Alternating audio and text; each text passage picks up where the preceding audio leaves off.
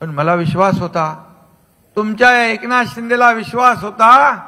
रामदासभाई पहिल्या माझ्या भाषणामध्ये विधानसभेच्या हा एकनाथ शिंदे म्हणाला होता, माझ्या बाजूला देवेंद्रजी होते, म्हणालो मी आणि देवेंद्रजी मिळून महाराष्ट्राच्या विधानसभेत 200 पेक्षा जास्त जागा निवडून आणणार.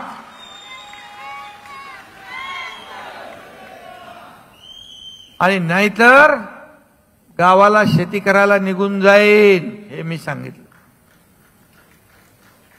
माझे सगळे कार्यकर्ते मला कसं गावाला जाऊन देतील.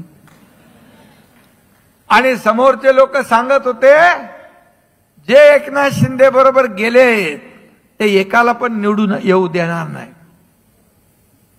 काय झालं? आणि म्हणून आपण लढलो जागा लोकसभेच्या 15, जिंकलो 7.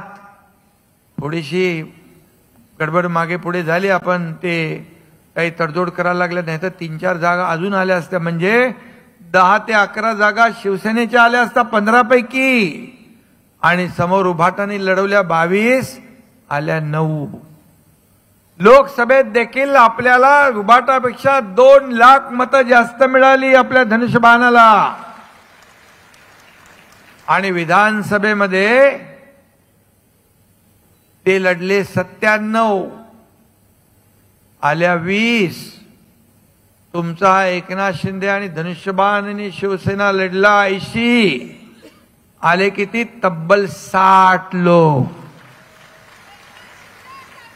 मिळाली मतं 15 लाख मतं त्यांच्यापेक्षा आपल्याला जास्त मिळाली. मग सांगा, खरी शिवसेना कोण? बाळासाहेबांच्या विचारांचे वारसदार कोण? त्यांना काय विचार नकोच आहे, त्यांना प्रॉपर्टी पाहिजे, ती जाऊ दे. आणि म्हणून या जनतेच्या न्यायालयामध्ये शिक्कामोर्तब जनतेने विधानसभेत करून दाखवलंय. आणि काय तुम्ही मगाशी रामदासभाई म्हणाले, खोके खोके गद्दार मिंदे, काय काय शिव्या देताय, किती आरोप करणार.